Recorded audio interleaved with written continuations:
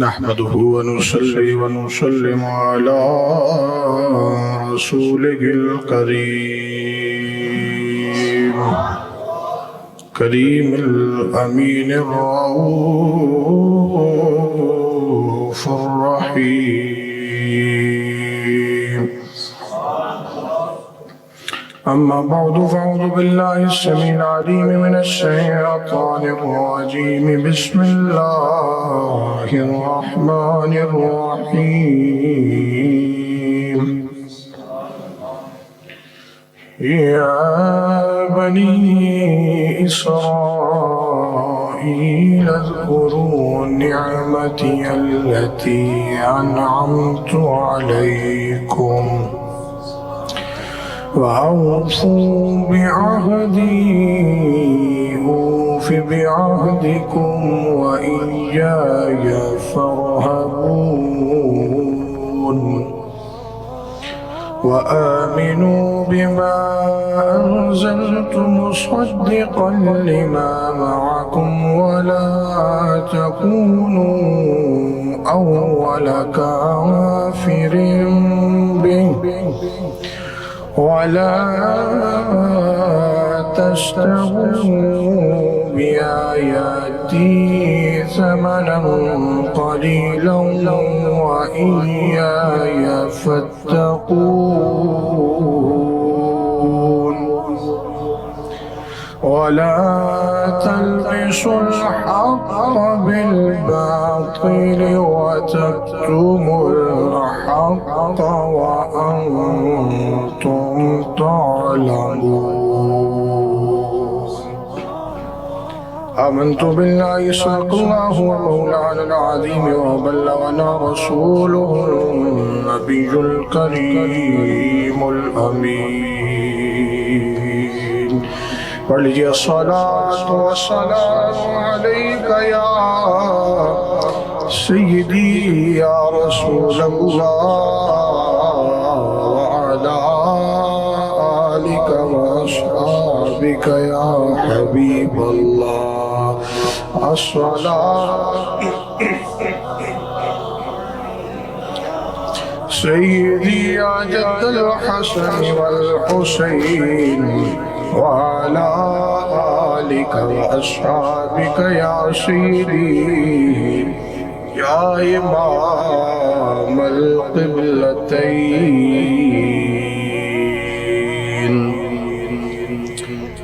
نہایت واجب الاحترام، نہایت معزز و محترم حضرات حاضرین کرام و ناظرین ذی احتشام، السلام علیکم ورحمۃ اللہ وبرکاتہ.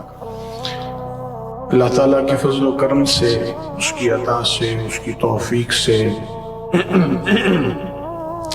آج پھر ایک مرتبہ اللہ تعالیٰ نے ہم سب کو اس خوبصورت درس قرآن کا حصہ بنایا اور حاضری کا شرف بھی عطا کیا، بیان کرنے اور بیان سننے کا بھی شرف عطا فرما رہا ہے. اللہ کے حضور دعا ہے کہ جو بیان کیا جائے اس سے ہم سب کو اپنے ایمان میں، اپنے عقیدے میں مزید اللہ تعالیٰ استقامت پیدا کرنے کی توفیق عطا فرمائے. اب آپ ذی احتشام، پچھلی جمعرات کو ہم نے اللہ کے کرم سے سورۃ البقرہ شریف کا چوتھا رکوع مکمل کیا تھا اور آج پانچواں رکوع سورۃ البقرہ شریف کا اس کا آغاز ہو رہا ہے. اور ایک یہ نیا موضوع ہے.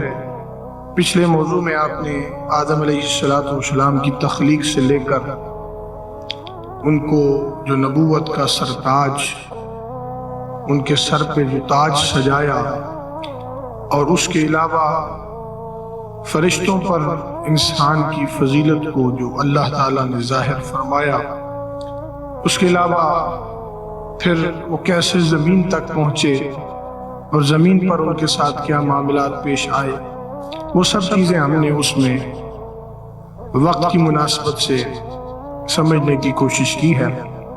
آج پانچویں رکوع کا آغاز ہے اور ایک یہ نیا موضوع ہے، نئی گفتگو ہے، اور اس میں بہت ساری ایسی چیزیں ہیں جو اللہ تعالیٰ ہمیں ماضی کے واقعات سے جوڑ کر سکھا رہا ہے کہ ہمیں کیسے اللہ کو بھی ماننا ہے اور اللہ سے کیے ہوئے وعدوں کو بھی پورا کرنا ہے، اور کیسے اپنے ایمان میں مزید استقامت و علاوت پیدا کرنی ہے۔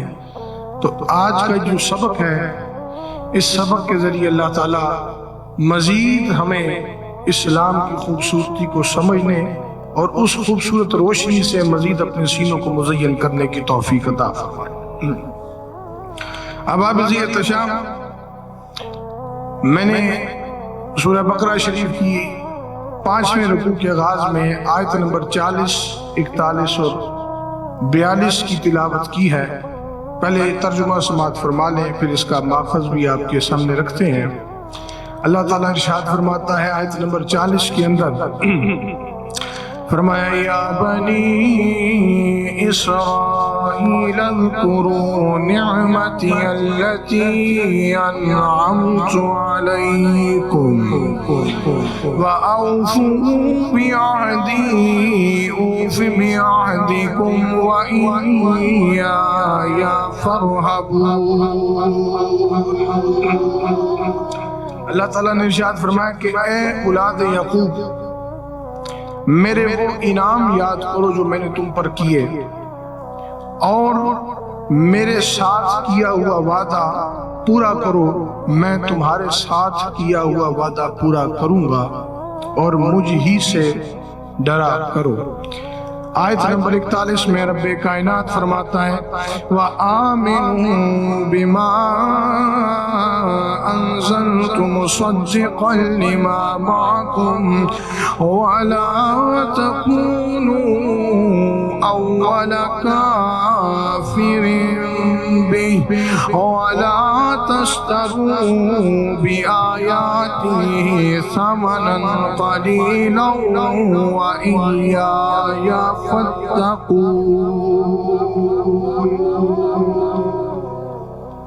اللہ تعالیٰ نے ارشاد فرمایا اس کتاب پر ایمان لاؤ جو میں نے اپنے رسول یعنی محمد رسول اللہ صلی اللہ تعالی علیہ وسلم پر اتاری، حالانکہ یہ اس کی اصلاً تصدیق کرتی ہے جو تمہارے پاس ہے، اور تم ہی سب سے پہلے اس کے منکر نہ بنو۔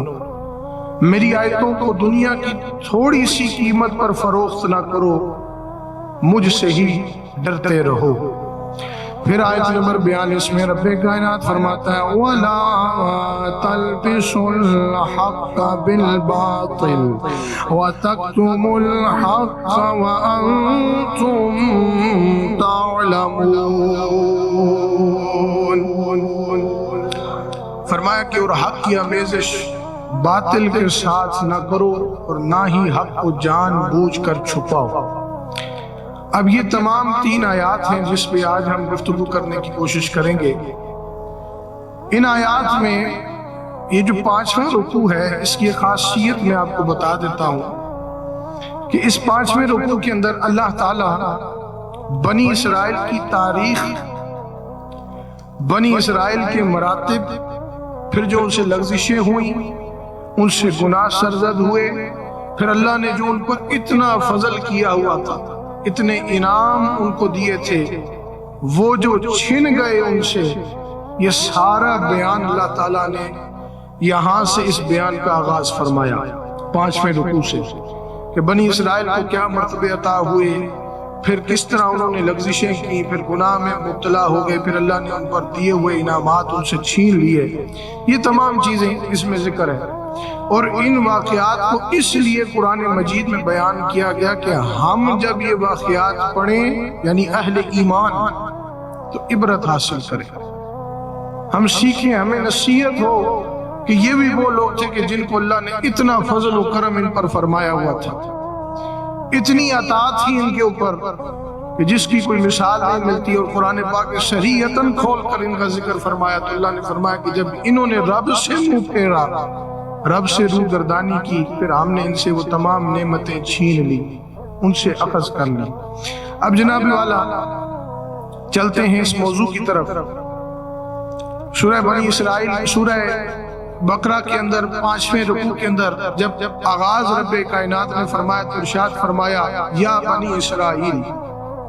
آیت نمبر 40 ہے، اور اس لفظ کی طرف ذرا غور فرمائیے گا، یا بنی اسرائیل، اے اولاد یعقوب۔ بنی کہتے ہیں اولاد کو، اسرا کہتے ہیں بندے کو، اور ایل کہتے ہیں خدا کو۔ یہ عبرانی زبان کا لفظ ہے، اور اگر اس کا معنی آپ عربی میں کریں گے تو اس کا معنی ہوگا عبداللہ، یعنی اللہ کا بندہ۔ تو اسرائیل کا مطلب کیا ہے؟ اللہ کا بندہ۔ اور بنی اسرائیل کا مطلب یہ ہے کہ اللہ کے بندے کی اولاد، اللہ کے، یعنی جو اللہ نے فرمایا نا یا بنی اسرائیل، اس کا ایک معنی یہ ہے کہ اللہ کے بندے کی اولاد۔ اب وہ کون ہے جس کو اللہ فرما رہا ہے کہ اللہ کے بندے کی اولاد کا؟ یہ حضرت یعقوب علیہ السلام ہے۔ حضرت یعقوب علیہ السلام کا لقب اسرائیل تھا، اور یہ عبرانی زبان کا لفظ ہے۔ آپ اس کو یوں سمجھ سکتے ہیں، یعنی بنی اسرائیل کا دوسرا نام یہ بھی ہے، اولاد یعقوب کا دوسرا نام یہ بھی ہے کہ ان کو آج کے دور میں ہم یہودی بھی کہتے ہیں۔ بعض قرآن پاک میں بھی اس کو صریحتاً یہودی کا لفظ بھی استعمال ہوا ہے ان کے لیے۔ اب آپ اسی احتشام آپ اس کو یوں سمجھیں کہ یہ سلسلہ حضرت ابراہیم خلیل اللہ علیہ السلام سے جاری ہوئی۔ حضرت ابراہیم علیہ السلام کے دو صاحبزادے تھے، ایک حضرت اسماعیل ذبیح اللہ علیہ السلام، اور دوسرے حضرت اسحاق علیہ السلام، دو صاحبزادے تھے۔ حضرت اسماعیل علیہ السلام حجاز مقدس میں آباد ہوئے، اور انہی کی اولاد میں آخر میں میرے اور آپ کے کریم آقا علیہ السلام کی بھی جلوہ گری ہوئی۔ حضور کی جد جو ہے وہ حضرت اسماعیل علیہ السلام سے حضرت ابراہیم علیہ السلام سے جا ملتی ہے۔ دوسرے صاحبزادے ہیں حضرت اسحاق علیہ السلام، ان کے آگے صاحبزادے ہوئے حضرت یعقوب علیہ السلام، اور حضرت یعقوب علیہ السلام کا لقب اسرائیل تھا، اور یہ فلسطین کے علاقے میں یہ سارا خاندان جا کر آباد ہوا۔ اب فلسطین کے آج بھی جو معاملات اور حالات چل رہے ہیں، اللہ تعالیٰ ان مسلمان بھائیوں کی غیب سے مدد فرمائے۔ ہم ان کے لیے بھی دعا کرتے ہیں کہ وہ اسلام کا ایک بہت بڑا گڑھ مرکز رہا ہے، اور آج بھی اللہ کریم کے کرم سے، فضل سے، اتنی مصیبتوں کے باوجود بھی، اتنی مشکلات کے، اتنی ظلم و ستم کے باوجود بھی اسلام کا پرچم علم بلند کرنے والے وہاں پہ مرے نہیں ہیں۔ آج بھی وہ بڑے جوش و جذبے کے ساتھ میرے نبی کی تعریف بھی کرتے ہیں، رب کی بندگی بھی کرتے ہیں۔ اللہ تعالیٰ ان کی مدد فرمائے۔ شروع سے وہاں پہ جھگڑے رہے، لوگ آپس میں جھگڑتے تھے، لڑتے تھے۔ کچھ عرصے بعد مصر کے لوگوں نے غلبہ پایا اور وہاں پہ قبضہ کر لیا۔ یہ ایک بہت پرانی تاریخ آپ سے میں شیئر کر رہا ہوں اس حوالے سے۔ جب مصر کے لوگوں نے غلبہ پا لیا تو فلسطین کے لوگوں کو غلام بنایا اور ان پر ظلم و ستم کرتے تھے۔ پھر ایک دور آیا کہ اللہ نے حضرت موسیٰ کلیم اللہ علیہ السلام کو مبعوث فرمایا۔ جب موسیٰ کلیم اللہ علیہ السلام کو مبعوث فرمایا، آپ تشریف لائے تو آپ کی برکت سے اللہ نے اس قوم کو جو قبضے میں آ چکی تھی، اللہ تعالیٰ نے اس قوم کو اس ظلم و ستم سے نجات عطا فرما دی، ایک اپنے بندے کی بدولت، حضرت موسیٰ علیہ السلام کے صدقے سے۔ پھر یہ لوگ وادی سینا میں آباد ہوئے اور حضرت یعقوب علیہ السلام کی اولاد کہلائے، اور شروع سے یہ جو سلسلہ چلا آ رہا، جگہ جگہ پہ بنی اسرائیل کا ذکر قرآن مجید فرقان حمید میں اللہ تعالیٰ نے جو فرمایا، اس سے مراد وہی اولاد یعقوب علیہ السلام اور ان کے ماضی کے واقعات کہ اللہ نے کیسے ان پر کرم نوازیاں فرمائی، کیسے ان کو اتنا کچھ عطا کیا، پھر بھی انہوں نے رب کو چھوڑا، اللہ کی بندگی کو چھوڑا، اور ان کے ساتھ کیسے معاملات پیش آئے۔ اب اس کو ذرا تھوڑا سا سمجھنے کی ضرورت ہے کہ سورہ بقرہ شریف کے اندر اگر ایمان اور نفاق کی بات کو ایک طرف رکھ کے رب کی تخلیق سے لے کر بنی اسرائیل کے قصے تک اگر دیکھا جائے تو 3 چیزیں اللہ نے سٹیپ وائز ہمیں ارشاد فرمائی. آج 5ویں رکوع تک جو ہم پہنچے ہیں 3 چیزیں ہیں. سب سے پہلی چیز یہ ہے کہ اللہ نے تمام انسانوں کو عام دعوت دی ہے کہ میں تمہارا رب ہوں، مجھے مانو. سورہ بقرہ شریف کی آیت نمبر 21 میں جو میں نے بیان کیا کہ پڑھ دیتا ہوں. اللہ تعالیٰ ارشاد فرماتا ہے یا ایھا الناس اعبدوا ربکم الذی خلقکم والذین من قبلکم لعلکم تتقون. اس پر آپ نے مفصل بیان سن لیا ہے، ترجمہ سنیں گے آپ کو یاد آ جائے گا. اللہ تعالیٰ نے ارشاد فرمایا اے لوگوں اپنے رب کی عبادت کرو. یہ کھلی سب کو دعوت ہے. یا ایھا الناس، اے لوگوں اپنے رب کی عبادت کرو جس نے تمہیں پیدا کیا اور تم سے پہلوں کو، تاکہ تم پرہیزگار بن جاؤ. جب یہ ذکر اللہ نے فرما دیا تو دوسرا سٹیپ آیا جس میں اللہ تعالیٰ نے اس اولاد کے باپ کی خصوصیت کا ذکر فرمایا. اور وہ ذکر کیسے فرمایا؟ سورہ بقرہ شریف کی آیت نمبر 30 کے اندر جو چوتھے رکوع کے آغاز کی آیت ہے، فرمایا وَإِذْ قَالَ رَبُّكَ لِلْمَلَائِكَةِ إِنِّي جَاعِلٌ فِي الْأَرْضِ خَلِيفَةً. اس میں کس خصوصیت کا ذکر فرمایا؟ کہ میں، اور وہ وقت یاد رکھو کہ اللہ نے فرمایا جب میں فرشتوں سے مشورہ کر رہا ہوں کہ زمین پر اپنا خلیفہ بنانے لگا. اس کا ذکر ہوا. سب سے پہلے رب نے اپنی عبادت کا ذکر فرمایا کہ میری بندگی کرو، میری عبادت کرو، میں تمہارا رب ہوں، میں نے ہی تمہیں پیدا کیا اور تم سے پہلوں کو پیدا کیا. پھر پیدا کرنے کی جو سچویشن ہوئی کہ دنیا میں ہم کیسے پہنچے، ہمارے والد ابو البشر حضرت آدم علیہ السلام کی تخلیق کا ذکر فرمایا. پھر تیسری جو بات اللہ نے ارشاد فرمائی، تیسرا سٹیپ جب آیا تو اللہ نے بنی اسرائیل کا ذکر فرما دیا، اولاد یعقوب کا ذکر فرما دیا. اور پھر ان کو دعوت دی جو یہودی کہلاتے ہیں. بنی اسرائیل کو اللہ تعالیٰ نے دعوت دی کہ روح گردانی نہ کرنا، مجھ سے منہ نہ پھیرنا. یہاں سے لے کر 5ویں رکوع سے لے کر دوسرے پارے کے آغاز تک اللہ تعالیٰ نے ان کا ذکر فرمایا. وقتاً فوقتاً بیچ میں متعدد آیات ایسی آپ پائیں گے، آگے آپ سماعت فرمائیں گے کس کس چیز کا ذکر فرمایا. ان تمام آیات کے اندر دوسرے پارے کے آغاز تک ان کو ان کے انعام یاد دلا کر دعوت دی کہ میں نے تم پر کیا انعام کیے ہیں. کبھی ان کو خوف دلا کر یاد کرایا، کبھی حجت قائم کر کے ان کو یاد دلایا، کبھی ان کی بد عملیوں پر توبیخ کر کے ان کو یاد دلایا، اور کبھی گزشتہ عقوبات کا ذکر کر کے عبرت دلائی کہ بھئی کسی طرح اللہ سے منہ نہ پھیرنا. تم وہی لوگ ہو جنہوں نے رب سے کچھ وعدے کیے تھے، آج اسی وعدے کو توڑ رہے ہو، آج اسی وعدے سے تم روح گردانی کر رہے ہو. تو اللہ تعالیٰ نے ارشاد فرمایا یا بنی اسرائیل، یا بنی اسرائیل اذکروا نعمتی التی انعمت علیکم. ذکر فرمایا کہ اے بنی اسرائیل کے لوگوں، یاد کرو میرا وہ احسان جو تمہارے رب نے تم پر کیا تھا، وہ احسان یاد کرو. اللہ تعالیٰ سے پوچھا کہ مولا تو نے ان پر کیا احسان فرمایا تھا؟ اللہ نے فرمایا کہ میں نے موسیٰ علیہ السلام کو بھیج کر ان پر احسان کیا. موسیٰ علیہ السلام آئے، فرعون سے نجات دلا کر میں نے ان پر احسان کیا. دریا کو پھاڑ کر ان کے لیے رستہ بنایا، یہ میں نے ان پر احسان کیا.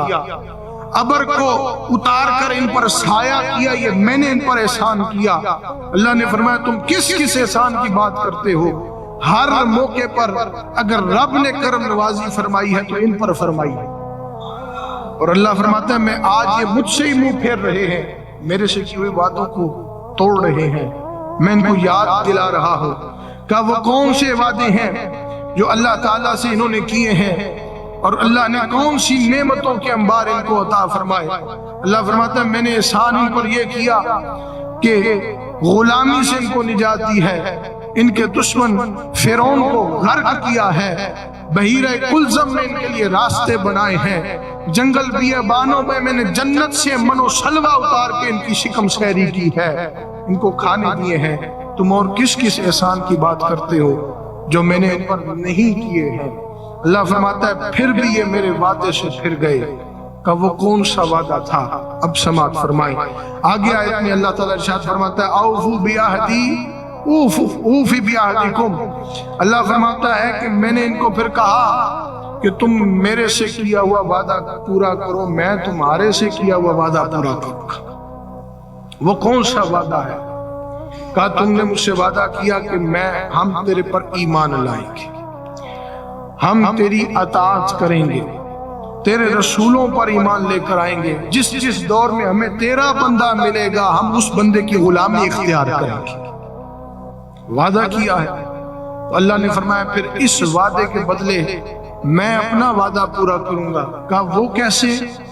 کہا اگر یہ اچھے رہے تو ان کو جنت دے کر وعدہ پورا کروں گا، اچھے رہے تو ان کو جزا دے کر وعدہ پورا کروں گا. اور یہ نہ سمجھے کہ صرف اچھائی میں ہم وعدے کرتے ہیں، اچھے معاملات کی عطا میں.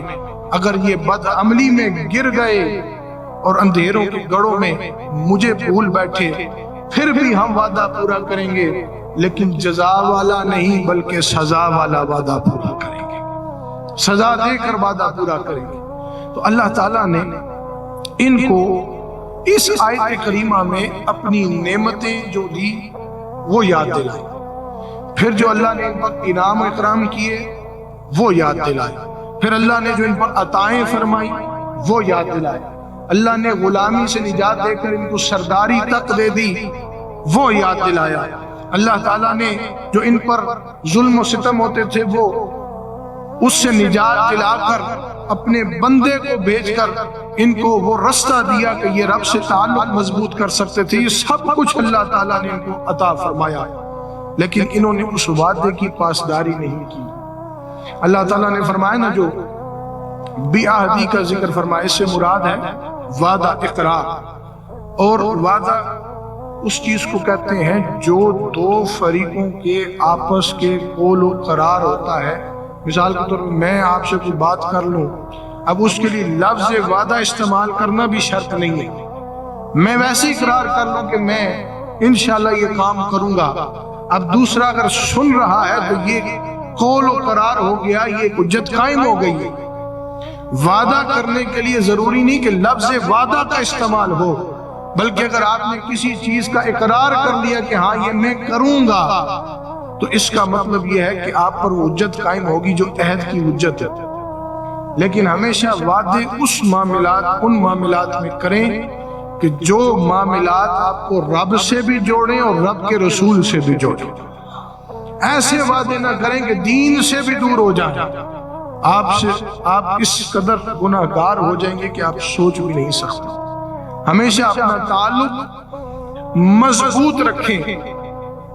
اللہ تعالیٰ نے ارشاد فرمایا کہ میں نے ان کو کہا کہ میں نے اتنی نعمتیں تم کو عطا کی ہیں، اتنے احسانات تم کے اوپر ہم نے کیے ہیں، لیکن تم نے ہم سے کیا وہ وعدہ توڑ دیا. تو علماء فرماتے ہیں، مفسرین فرماتے ہیں کہ اس میں وہ وعدہ بھی انہوں نے توڑا جو اللہ نے عالم ارواح میں ان سے لیا تھا، جس کا پہلے ہم ذکر کر چکے ہیں. بہت دفعہ میں نے یہ درس قرآن میں بھی یہ آیت آ چکی ہے. آیت نمبر 172 ہے سورہ اعراف کی. اللہ تعالیٰ ارشاد فرماتا ہے وَإِذَا قَضَى رَبُّكَ مِن بَنِي آدَمَ مِن ظُهُورِهِمْ ذُرِّيَّتَهُمْ وَأَشْهَدَهُمْ عَلَىٰ أَنفُسِهِمْ أَلَسْتُ بِرَبِّكُمْ قَالُوا بَلَىٰ شَهِدْنَا أَن تَقُولُوا يَوْمَ الْقِيَامَةِ إِنَّا كُنَّا عَنْ هَٰذَا غَافِلِينَ. اللہ تعالیٰ نے ارشاد فرمایا کہ جب رب نے اولاد آدم کی پشت سے ان کی اولاد کو نکالا تو انہی سے اللہ نے اپنے متعلق ایک عہد لیا، ایک وعدہ لیا. وہ کیا تھا؟ الستُ بربکم، کیا میں تمہارا رب نہیں ہوں؟ سب نے جواب دیا قالوا بلا، کیوں نہیں، تو ہمارا رب ہے۔ تو اللہ تعالیٰ نے فرمایا ہم سب گواہ بنتے ہیں تاکہ تم لوگ روز قیامت یہ نہ کہو کہ ہمیں تو اس کی خبر ہی نہیں تھی۔ آج دنیا جو رب کو بھولی بیٹھی ہے اور رب سے روح گردانی کر بیٹھی ہے، وہ اسی وجہ سے ہے کہ فرمایا کہ جب یہ وعدہ توڑتے ہیں نا رب کی بندگی کا، تو سب سے پہلے وہ وعدہ ٹوٹتا ہے جو عالم ارواح میں اللہ نے سے لیا۔ اور اس وقت اللہ تعالیٰ نے فرما دیا تھا کہ کل کو یہ بہانہ نہیں چلے گا کہ ہمیں پتہ نہیں تھا، ہمارے پاس کوئی آیا نہیں تھا، ہمیں کسی نے تبلیغ دین کی نہیں تھی۔ کہا کہ ایک تو ہم نے وہاں پر تمہیں یہ بات بتا دی، پھر ہم نے اپنا وعدہ پورا کیا، ایسے کیا کہ ہم نے اپنے رسول کو بھیجا، اپنے نبی کو بھیجا۔ شریعت موسیٰ علیہ السلام کا ذکر اس تفسیر کے اندر موجود ہے۔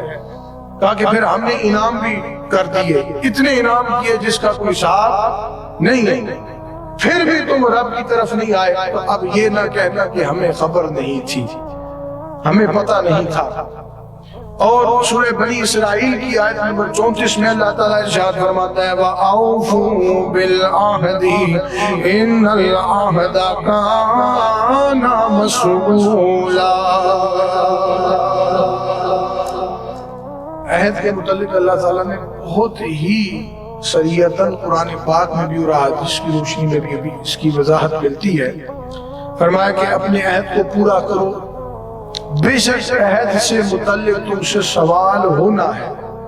یہ سورہ بنی اسرائیل کے اندر بھی جب ہم یہاں تک پہنچیں گے تو اس میں بھی بنی اسرائیل یہ تمام اولاد یعقوب کا ذکر ہے۔ پھر سورہ انعام کے اندر آیت نمبر 152 کے اندر اللہ تعالیٰ ارشاد فرماتا ہے وَبِعَهْدِ اللَّهِ أَوْفُوا ذَلِكُمْ وَصَّاكُمْ بِهِ لَعَلَّكُمْ تَذَكَّرُونَ۔ کیا فرمایا کہ اللہ کے عہد کو پورا کرو، یہی باتیں ہیں جن کا اس نے تمہیں تاکیدی حکم فرمایا ہے تاکہ تم نصیحت قبول کرو۔ کہ سب چیزیں ایک طرف ہیں، جو اللہ سے تم نے وعدہ کیا اللہ سے منہ نہیں پھیرنا، اللہ کی بندگی سے منہ نہیں پھیرنا، اللہ کی عبادت کرو، اسی سے ڈرو، اسی سے محبت کرو۔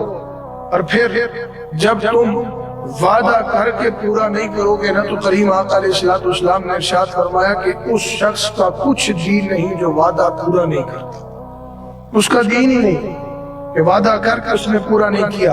حضرت ابو ہریرہ رضی اللہ تعالیٰ عنہ سے مروی ہے کہ نبی رحمت صلی اللہ تعالیٰ علیہ وسلم نے ارشاد فرمایا کہ منافق کی 3 نشانیاں ہیں، یاد رکھیے گا۔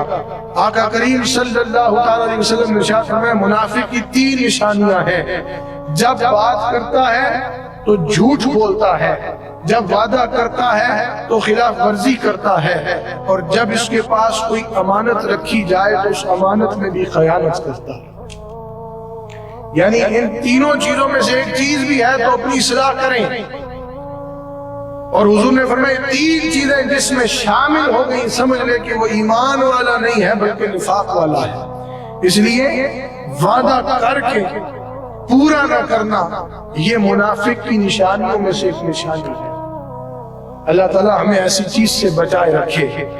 اور آپ کو پتہ ہے کہ وعدے کی وعید اس قدر سخت ہے کہ مسلمان تو مسلمان، حضور نے فرمایا کہ کافر سے بھی وعدہ کیا ہے نا تو پورا وعدہ، اس قدر وعید سخت وعید ہے اس کی کہ اگر مسلمان سے کیا ہے کہ لوگ سمجھیں گے کہ یہ تو ایمان والا نہیں ہے، کافر ہے، کسی تجارتی معاملے میں، کسی لین دین میں 100 معاملات ایسے ہوتے ہیں جو دین سے ہٹ کر ہیں، غیر مسلموں سے تجارت ہوتی ہے، کاروبار ہوتے ہیں، شراکت داریاں ہوتی ہیں، 100 معاملات ہوتے ہیں، اور آپ نے اگر کسی غیر مسلم سے وعدہ کیا اور آپ یہ سوچ کے پورا نہ کریں کہ یہ کافر ہے، تو حضور نے فرمایا ایسا نہیں ہو سکتا، پھر بھی تم گناہگار ہوگے۔ مسلمان تو مسلمان اگر کافر سے بھی وعدہ کیا ہے تو پورا کرو۔ تو اتنی سخت وعید ہے کہ کافر سے بھی اگر وعدہ کیا تو پورا کرو۔ تو جنہوں نے رب سے وعدہ کر کے توڑا ہو، آپ مجھے خود بتائیں ایمان سے کہ ان کا کیا حال ہو رہا ہوگا۔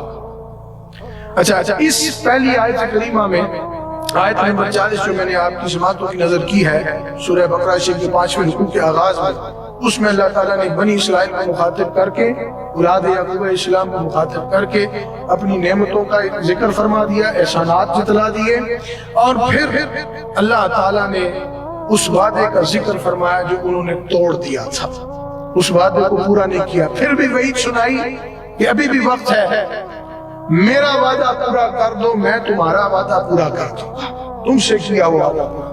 اگر بدعملی میں رہے، روگردانی میں رہے، پھر سزا دے کر وعدہ پورا کروں گا، اگر میرے بندے بن گئے تو جزا دے کر وعدہ پورا کروں۔ یہ رب کی شان ہے۔ اب آیت نمبر 41 میں اللہ تعالیٰ نے کیا ارشاد فرمایا؟ اب اس وعدے کو اللہ تعالیٰ نے کھولا کہ وہ وعدہ کون سا۔ اب دیکھیں، ہر جگہ پہ میرے محبوب کریم کی نعت ہے، ہر جگہ پہ شان مصطفیٰ کا اظہار ہے، اور مرتبہ مصطفیٰ کو اللہ نے جو بلندیاں دی ہیں، اللہ جگہ جگہ ارشاد فرماتا ہے کہ دور اور زمانہ کوئی بھی ہو، اگر کوئی فضیلت والا بڑا رہا ہے تو رب کے بعد میرے مصطفیٰ کی ذات رہی ہے۔ اس وعدے کو جب کھولا تو اللہ تعالیٰ نے ارشاد فرمایا، آیت نمبر 41 سورہ بقرہ شریف 5ویں رکوع کی دوسری آیت، فرمایا وَآمِنُوا بِمَا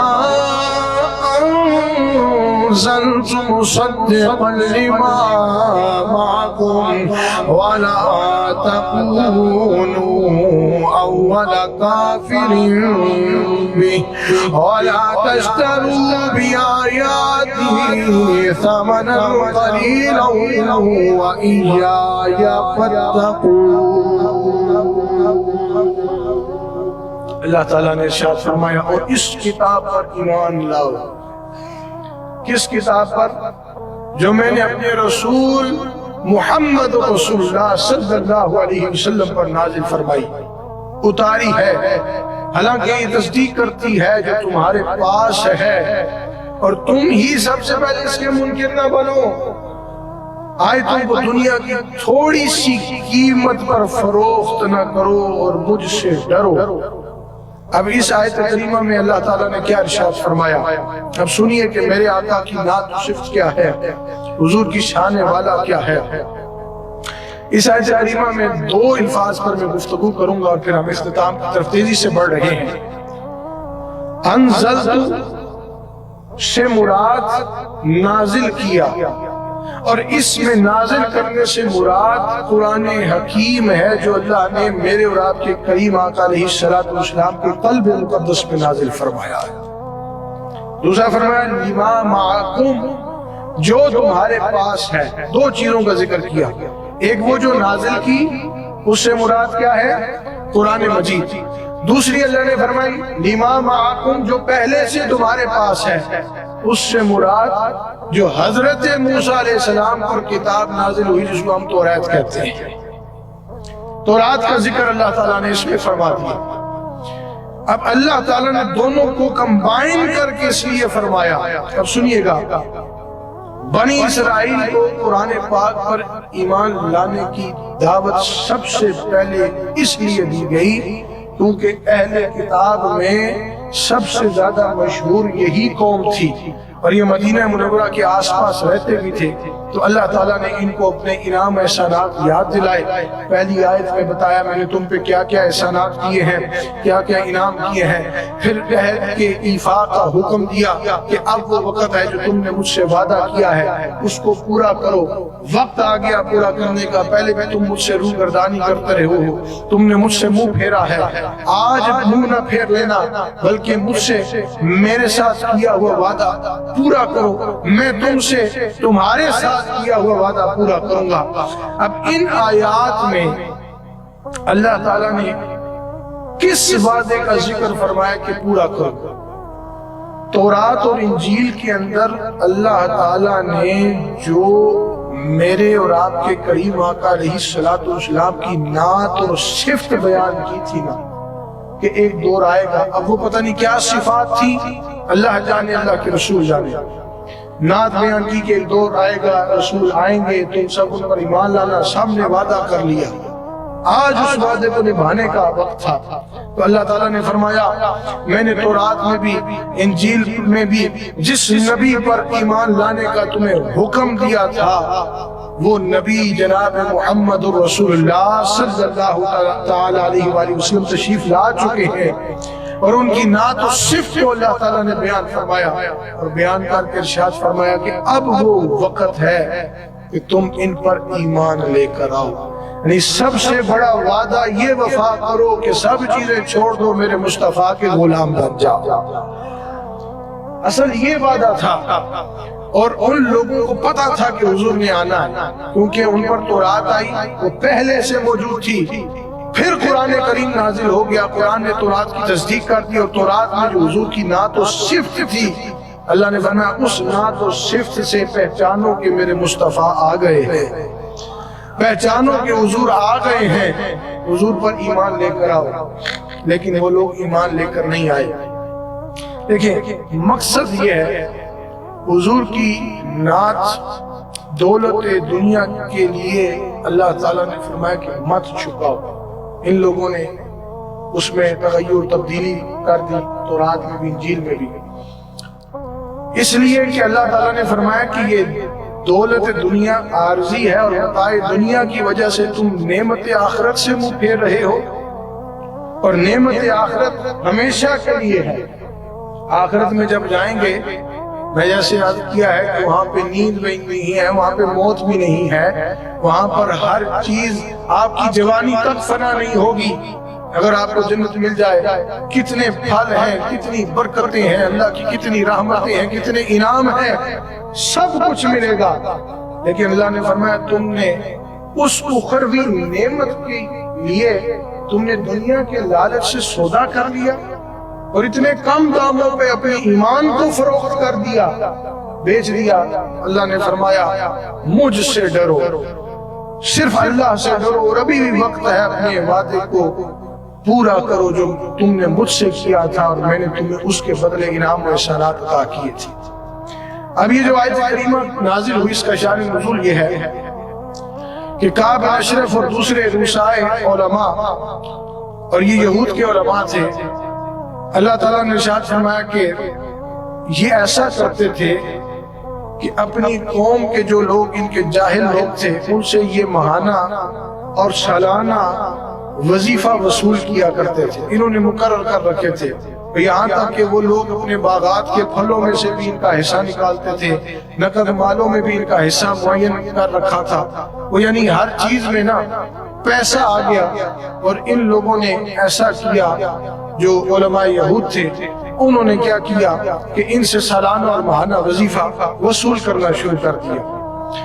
اب جب حضور کی بعثت ہو گئی، حضور تشریف لے آیا، قرآن اترنا شروع ہو گیا، ان کو یہ اندیشہ ہوا کہ تورات میں جو حضور اکرم صلی اللہ علیہ وسلم کی نعت ہے، اگر اس کے مطابق حضور کی ذات کو دیکھیں تو پوری فٹ بیٹھتی ہے، ایک ایک صفت جو بیان ہوئی ہے وہ پوری عین حضور کی ذات مبارکہ سے ملتی ہے۔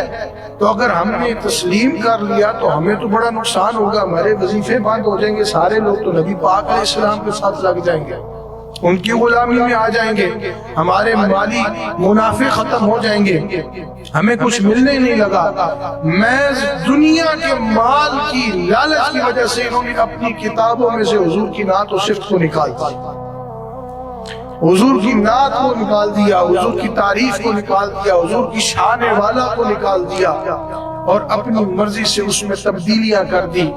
اور جب تبدیلیاں کی تو لوگ ان سے پوچھتے رہے کہ ہمیں بتاؤ کہ آقا علیہ السلام نے نبوت کا دعویٰ کیا ہے، کیا یہ وہی نبی ہیں جن کی نعت و صفت تورات میں بھی تھی، انجیل میں بھی تھی؟ تو یہ لوگ منہ پھیر لیں اور کہیں کہ ایسی تو کوئی نعت و صفت اس میں بیان ہی نہیں ہوئی ہے، صرف دنیا کے لالچ کی وجہ سے۔ اللہ نے فرمایا تم نے دنیا کے لالچ کی وجہ سے ایمان کا سودا کر ڈالا، اخروی نعمتوں سے تم پیچھے ہٹ گئے، دنیا میں کتنا عرصہ رہ لوگے، جہاں ہمیشہ رہنا ہے وہاں پر تمہارے لیے آگ سے بڑھ کر اور کوئی چیز نہیں، اور وہ بھی آگ جو دہکتی ہوئی آگ ہے، جو کالی آگ ہے، دنیا کی آگ بھی اس آگ سے پناہ مانگتی ہے۔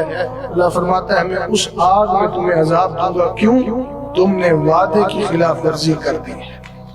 تو اس پہ اللہ تعالیٰ نے آیت کریمہ نازل فرمائی اور کہا کہ ایمان لاؤ جو میں نے اپنے پیارے رسول کریم صلی اللہ علیہ وسلم پر نازل کیا، اور یہ اس کی تصدیق کرتا ہے جو تم سے پہلے تمہارے درمیان جو کتاب موجود ہے، اور تم نے وعدہ کیا اور تم ہی اب منکر بن رہے ہو، تو منکر نہ بنو بلکہ تھوڑی سی قیمت میں فروخت نہ کرو، اللہ سے ڈرو، ابھی بھی وقت ہے اپنا ایمان بچا جاؤ۔ اور بہت ساری ایسی مثالیں موجود ہیں جن میں لوگوں نے اپنا ایمان بچایا، اور اس آیت کی وجہ سے خشیت الہی ان کے دل میں پیدا ہوئی، اور اللہ نے ان کے دل کے دروازے کھولے، انہوں نے پھر دل و جان کے ساتھ میرے مصطفیٰ کی غلامی کو اپنا لیا۔ اور جنہوں نے نہیں اپنایا ان کے آج کیا حال ہو رہے ہیں، اس وقت بھی اور روز محشر فیصلہ ہوگا اور ان کے ساتھ کیا معاملات پیش آئیں گے۔ اب آیت نمبر 42 کی طرف چلتے ہیں، اختتام تک ہم پہنچ گئے ہیں، وقت بھی تقریباً پورا ہو چکا ہے، یہ آخری بات سماعت فرما لیں۔ آیت نمبر 42 میں اللہ تعالیٰ ارشاد فرماتا ہے، جیسے پہلے انعام کا ذکر کر دیا، وعدے کا ذکر کر دیا، حضور کی بعثت کے ساتھ قرآن کریم کی عظمت کا ذکر کر دیا، پھر کہا کہ تم نے چھپائی ہے میرے نبی کی نعت، میں نے تو تورات میں بھی اپنے نبی کی صفت بیان کی ہے، انجیل میں بھی نبی کی صفت بیان کی ہے۔ ایک وعدے کو پورا نہ کرنے کے لیے دنیا کے مال کی خاطر تم نے اپنے ایمان کا سودا کیا ہے۔ پھر آگے اللہ تعالیٰ ارشاد فرماتا ہے نمبر 42 میں، وَلَا تَلْبِسُوا الْحَقَّ بِالْبَاطِلِ وَتَكْتُمُوا الْحَقَّ وَأَنْتُمْ تَعْلَمُونَ۔ اللہ تعالیٰ نے ارشاد فرمایا کہ حق کی آمیزش باطل کے ساتھ نہ کرو، اور نہ ہی حق کو جان بوجھ کر چھپاؤ۔ حق کیا ہے؟ ذات مصطفیٰ صلی اللہ علیہ وسلم۔ حق کیا ہے؟ قرآن کریم جو حضور کی ذات پہ نازل ہوا وہ حق ہے، اور جب حق مل گیا اسی حق کی تعریف کو ان لوگوں نے چھپایا، تو اللہ نے اس کو یوں فرمایا کہ یہ حق و باطل کی بات ہے، اگر چھپاؤ گے تو باطل پہ ہو، صریحتاً بول کر قبول کرو گے تو تم حق پر ہو۔ اور میرے سنگیوں ساتھیوں، جو حق کی بات کو قبول کرتا ہے نا، اس کو بہت سارے فائدے ہوتے ہیں۔ اللہ تعالیٰ نے فرمایا کسی بھی معاملے میں حق کی جہاں پہ بات ہو قبول کرے، اپنی میں کو، اپنے غرور و تکبر کو نیچا کر حق کو قبول کریں باطل کے مقابلے میں۔ بے شک آپ کو ضرر پہنچے، کوئی آپ کو تکلیف پہنچے، جناب کوئی بھی پریشانی ہو، لیکن جہاں پہ حق کی بات ہے، حق کی بات پہ کبھی کمپرومائز نہیں کرتا۔ یہ آپ کی ایمان کا حصہ ہے۔ دنیا میں کسی دنیاوی امور کے اندر بھی اگر آپ حق کے سامنے باطل کو تسلیم کر لیں گے تو گناہگار آپ تب بھی ہو جائیں گے، ایمان کا سودا تب بھی کر بیٹھیں گے۔ لیکن جو حق کی بات کو قبول کرتے ہیں نا، ان کو اللہ تعالیٰ سب سے پہلے جو دولت عطا کرتا ہے نا، وہ دولت عطا ہوتی ہے عاجزی کی، وہ انکساری کی، جو اللہ نے پسند فرمائی۔ ابھی معراج کی شب قریب ہے، حضور اکرم صلی اللہ علیہ وسلم جو سب سے پہلے معراج پہ آپ روح محل جسد تشریف لے کر گئے، اللہ تعالیٰ نے ارشاد فرمایا ہماری بارگاہ میں کیا لے کر آئے ہیں؟ کہ وہ چیز پیش کرنے لائے ہیں جو آپ کی بارگاہ میں نہیں۔ ایسی بھی کوئی چیز ہے کہا یا رب کریم میں اپنی عجز و انکساری تیری بارگاہ میں پیش کر رہا، کیونکہ رب عجز و انکساری سے پاک ہے، اور بندے کو یہ سکھایا حضور نے کہ جو عاجزی میں رہتا ہے نا، وہ پھر باطل کے سامنے جھکتا نہیں بلکہ ہمیشہ حق پہ کھڑا رہتا ہے۔ تو حضور سے بڑھ کر حق کون ہو سکتا ہے؟ اللہ کی کائنات میں سب سے بڑا حق حضور کی ذات والا ہے، اور حضور نے سکھایا کہ حق کی بات قبول کرنے والے لوگوں کو رب پسند کرتا ہے۔ کیوں؟ کیونکہ حق کی بات قبول کرنے والا تکبر سے دور ہوتا ہے، کیونکہ وہ کسی کو اگر خود سے حقیر سمجھے گا تو اس نے حق کی بات قبول نہیں کی اور وہ تکبر کا شکار ہوگا، اور ہر کسی کو اگر اپنے سے بہتر سمجھے گا تو حق کی بات بھی قبول کی، اللہ کی بارگاہ میں عاجزی بھی پیش کر دی ہے۔ پھر فرمایا قبول حق عاجزی کی علامت ہے، قبول حق صالحین اور نیک لوگوں کی روش یہی ہے۔ قبول حق کے سبب آدمی فضول بحث و مباحثے سے بچ جاتا ہے۔ حق بات قبول کرنے والے لوگوں کی قدر و منزلت جو ہوتی ہے وہ اللہ کی بارگاہ میں بھی بڑھ جاتی ہے، دنیا کی نگاہوں میں بھی بڑھ جاتی ہے۔ حق بات قبول کرنے والا بڑے جھگڑوں سے بچ جاتا ہے۔ حق بات قبول کرنے کے سبب آدمی اناد حق اور اسرار باطل سے بھی بچ جاتا ہے۔ کہ یہ سب چیزیں میرے کریم آقا علیہ السلام میں پائی جاتی تھیں۔ جہاں پر حق کی بات آتی تھی صحابہ کو بھی تلقین کی جان جاتی ہے چلی جائے، لیکن حق سے روگردانی نہیں کرتا، کیونکہ حق ایک ایسی چیز ہے جو آپ کو دنیاوی ہو سکتا ہے کچھ دیر کا نقصان پہنچا رہی، کوئی تکلیف پہنچ جائے، کوئی پریشانی آ جائے اور آپ سمجھیں کہ بھی حق کی بات قبول کی ہے تو مجھے نقصان ہوا ہے، لیکن یہ سوچیں کہ اللہ آپ سے کتنا راضی ہو رہا ہے، یہ سوچیں کہ اخروی نعمتوں کے دروازے آپ کے لیے کھل رہے ہیں اور اللہ تعالیٰ آپ کو کتنی برکتیں اور رحمتیں اور عزتوں سے نواز رہا ہے۔ اور حق کی بات اگر دشمن بھی کہے تو قبول کر لینی چاہیے، اگر وہ بھی کہے جو شیطانیت کے درجے پر ہو لیکن بات حق کی اور سچی کر دے، حضور نے فرمایا پھر بھی قبول کر لینی چاہیے۔ یہ حق کی بات اور وعدے کی بات کتنی سخت وعید ہے، کہیں سے بھی حق مل رہا ہے اور آپ کو سمجھ آ رہی ہے حق ہے تو قبول کریں۔ ایک چھوٹی سی حدیث سے بات آپ کی سماعتوں کی نظر کر کے آپ سے اجازت چاہتا ہوں کہ حضرت سیدنا ابو ہریرہ رضی اللہ تعالیٰ عنہ فرماتے ہیں کہ رسول اکرم صلی اللہ علیہ وسلم نے میری ایک ڈیوٹی لگا دی، مجھے صدقہ فطر کی حفاظت پہ مقرر فرما۔ اب صدقہ فطر کے حوالے سے کھجوریں بھی وہاں پہ موجود ہیں، اس مال کی پوری میں نے حفاظت کرنی ہے۔ ایک شخص آیا بغیر پوچھے دونوں ہاتھوں سے کھجوریں سمیٹنے لگا، آپ اس کنٹیکسٹ کو یوں لے لیں کہ جیسے چوری کرنے لگا۔ میں نے اسے پکڑ لیا اور کہا کہ تجھے رسول اکرم صلی اللہ علیہ وسلم کی خدمت میں پیش کروں گا۔ وہ شخص کہنے لگا میں بڑا محتاج ہوں، میں بڑا مسکین ہوں، میرے بال بچے ہیں، سخت ضرورت مند ہوں، ایسا نہ کرو، مجھے معاف کر دو اور یہ مال بھی مجھے دے دو۔ حضرت ابو ہریرہ رضی اللہ تعالیٰ عنہ فرماتے ہیں کہ اس نے انتہائی اظہار معذرت کر دی تو میرے دل میں بھی رحم پیدا ہو گیا، میں نے اس کو چھوڑ دیا تو میں نبی کریم صلی اللہ علیہ وسلم کی بارگاہ میں اگلے صبح آیا تو حضور نے فرمایا کل تمہارے پاس جو ایک شخص آیا تھا وہ کیا کہتا تھا؟ حالانکہ حضور سے کوئی بات نہیں ہوئی، میرے نبی جانتے ہیں، یہ میں حق کی بات کر رہا ہوں کہ اگر شیطان سے بھی حق کی بات مل رہی ہے نا تو حضور نے فرمایا وہ بھی تسلیم کر لو، مان لو۔ تو حضرت سیدنا ابو ہریرہ رضی اللہ تعالیٰ عنہ سارا واقعہ بیان کہ حضور اس طرح وہ بندہ تھا، تو مجھے پھر بڑا ترس آیا کہ میں چوری کر رہا تھا۔ حضور نے فرمایا وہ پھر دوبارہ آئے گا تو اب نہ چھوڑنا۔ کہتے ہیں ٹھیک ہو گیا، پھر دوبارہ تشریف لے گئے، پھر وہ آیا، پھر اسی طرح سمیٹنا شروع کر دیا، وہی سارا سینیریو پیش آیا، اللہ پھر پکڑ لیا، کہا آج میں تجھے نہیں چھوڑوں گا۔ اس نے پھر اپنی ساری باتیں سنانا شروع کر دی کہ میں بڑا غریب ہوں، بڑا مسکین ہوں، بڑا محتاج ہوں، میرے بال بچے بھی ہیں، تو ایسا نہ کرو، مجھے معاف کر۔ کہتے ہیں پھر حضور کی وہ ایک صفت رحمت للعالمین جو حضور ہے نا، حضور کے صحابہ میں بھی اللہ نے حضور کے صدقے سے ایسی صفتیں پیدا کی، رحم دلی پیدا کی۔ کہتے ہیں مجھے پھر بڑا رحم آیا، بڑا غریب ہے، پھر میں نے چھوڑ دیا۔ پھر میں حضور کے پاس گیا، حضور نے فرمایا کہ کوئی شخص آیا تھا، کیا کہتا تھا؟ حالانکہ میں نے کوئی بات نہیں کی۔ کہا حضور یہ معاملہ ہوا، کہا پھر چھوڑ دیا، کہا حضور مجھے بڑا ترس آیا، میں نے چھوڑ دیا۔ حضور نے فرمایا پھر آئے گا، پھر آئے گا۔ کہتے ہیں حضور کے فرمان پہ ہمارا بالکل حق الیقین ہوتا تھا، کیونکہ حضور حق ہیں، وہ حق الیقین ہوتا تھا کہ ایسا ہو۔ کہتے ہیں میں انتظار میں تھا، اب آیا تو نہیں چھوڑوں گا۔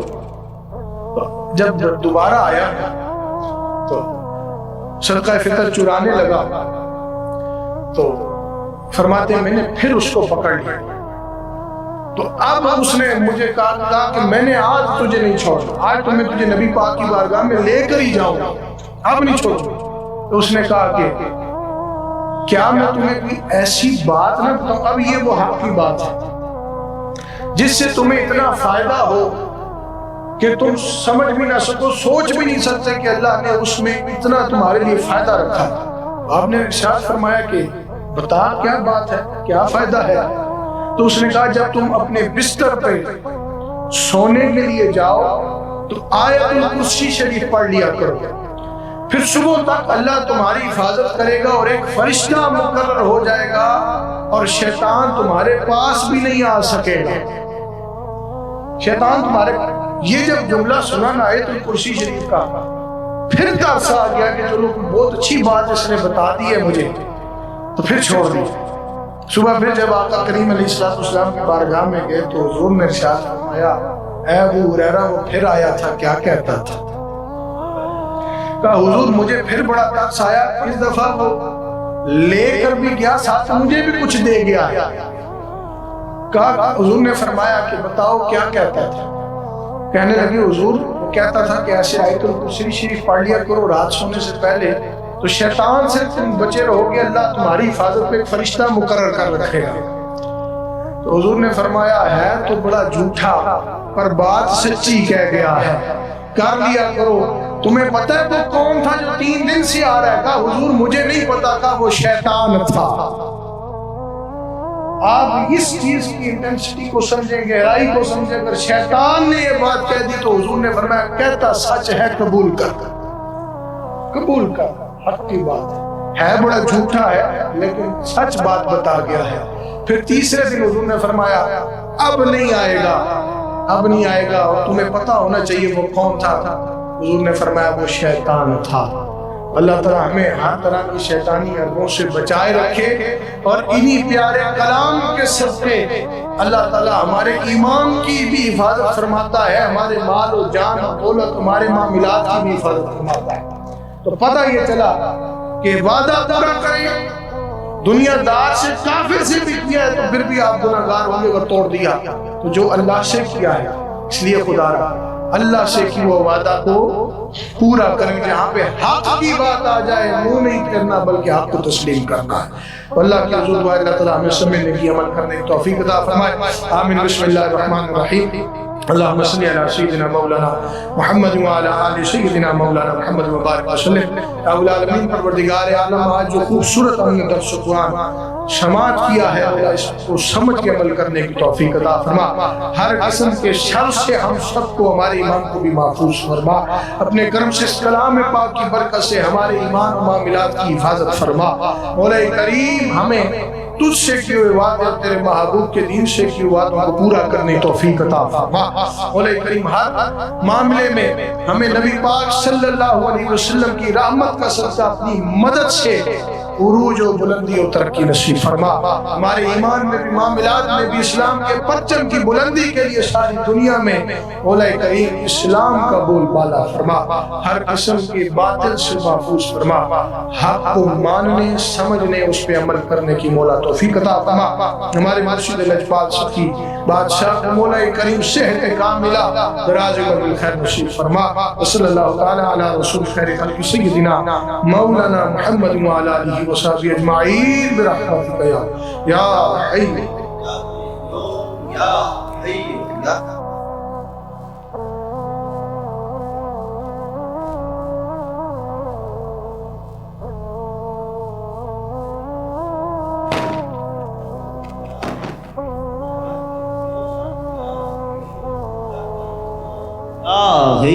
یا حی یا یا قیوم یا حی یا قیوم یا حی یا قیوم یا حی یا قیوم یا حی یا قیوم یا حی یا قیوم یا حی یا قیوم یا حی یا قیوم یا حی یا قیوم یا حی یا قیوم یا حی یا قیوم یا حی یا قیوم یا حی یا قیوم یا حی یا قیوم یا حی یا قیوم یا حی یا قیوم یا حی یا قیوم یا حی یا قیوم یا